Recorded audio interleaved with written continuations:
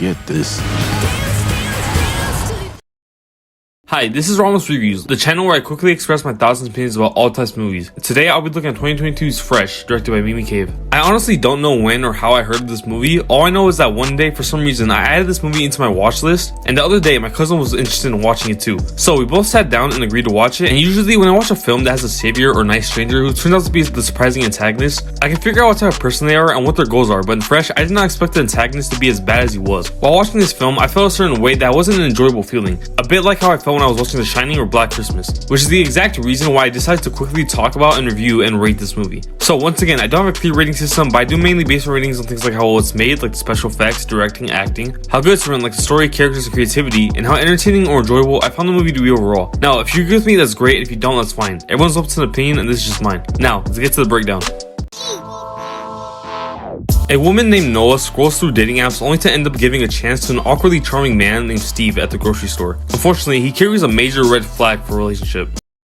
He chops and eats people. From the very beginning, I thought that they handled an overdone and annoying movie trope pretty well. In a lot of rom-coms, they do this thing where a person on a date has an absolutely horrible date, but it's usually because of a super exaggerated reason. Sometimes it's because he acts a certain stereotypical way, or they do something super gross or embarrassing. However, in Fresh, Noah goes on a date with a dude who is of course horrible, but in a realistic way. The guy who's literally named Chad doesn't know how to keep a conversation going, he doesn't get the door for Noah as they leave, he doesn't care if his clothes get dirty, and he literally takes Noah's leftovers, which she paid for, on their first date. Like, this dude wasn't an unbelievably horrible person, he was just a normally terrible date. And it's clearly Chad's fault that the date went bad, because Noah is a really cool person to hang out with. Daisy Edgar-Jones brings a truly believable performance as Noah. She does an immensely great job at acting happy, awkward, uncomfortable, nervous, and in agonizing pain. All the traits of a good final girl actress. And regardless of the good acting, Noah is an extremely likable person. She's caring, meticulous, adamant, and plus, who doesn't like a woman with a great sense of humor? It's clear that Noah is a good person with good morals, even when she's doing something horrible like eating people. She feels bad and disgusted with herself as she eats people, but she's too determined to escape and survive. All around, the performance and writing gave us a great protagonist that we can truly care for and root for. The same goes for our friends, specifically Molly, because Molly was basically the same person as Noah, except that she was much bolder. It may have caused her to get caught and chopped, but she proved herself to be a real one, knowing that she wasn't talking to her friend and noticing the little things that doesn't seem like her at all. To be honest, if it wasn't for Molly, Noah most likely would have been killed during the kitchen fight. So yeah, I don't have anything really bad to say about Jonica T. Gibbs' performance or character.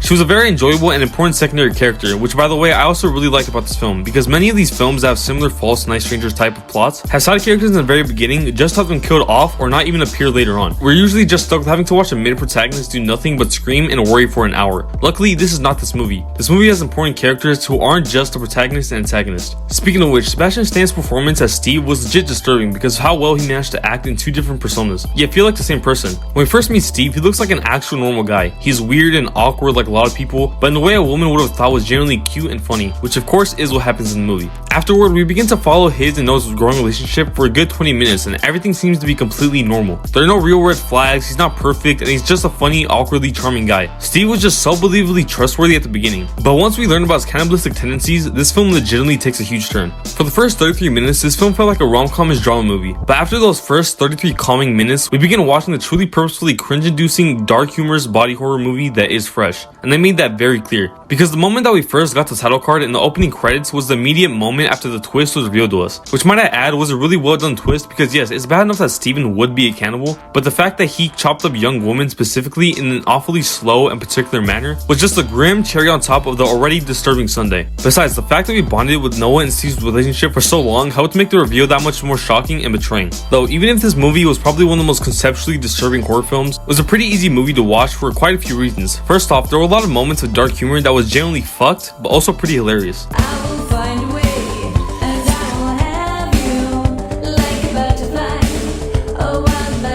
Second, the set and the visuals were very artistic and made the movie look kind of creepy yet kind of beautiful. Lastly, there's barely any gore, which isn't always a bad thing, but if you're gonna have some or any, at least make it look good. It was quite clear what they did for the legs and stuff like that. They grabbed some types of meat and they put it inside of like a tube covered in something that looks like rubbery skin. It honestly just looked way too fake to make me as unsettled as I was and could have been. Furthermore, Fresh does respectfully have a few more issues that I wish weren't a thing. Probably the one thing that annoyed me the most for a while was the fact that Penny was a bit crazy at the beginning. For some time, all she did was chuckle and sound psychotically happy happy in a way that felt annoying and stupid, which made her very difficult to really care for quite a bit. Though I will say she did start acting more normal given the circumstance she was in. Lastly, the entire sequence of Steve searching for the tree of woman was a bit stupid, not because of what happened or how it was choreographed, but the fact that somehow without Molly having service, Paul somehow knew where Steve's house was, and when he got there somehow, some way, did not hear a single yell or gunshot coming from the backyard, which realistically would be so audible in the silent area. It was just pretty stupid how things didn't happen for an unexplained or logical reason. However, the excruciating moment that began to escape and the pretty funny gag ending did make up for it a bit. Though let's see what number the movie will get overall at the rating.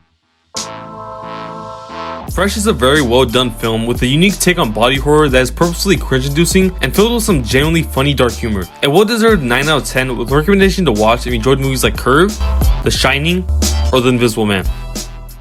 Thank you for watching this Ramos review on Mimi Cave's Fresh. If you want me to review a movie, old or new, feel free to let me know in the comments down below. Also, if you want to see my ratings on many other films, then go ahead and check out my Letterbox account in the description down below. I'll be rating and possibly even reviewing every single film I watch. So if you enjoyed this review, please leave a like, share, comment, and subscribe. It would help a lot and I would thoroughly appreciate it. Anyways, I'll talk to you in my next review.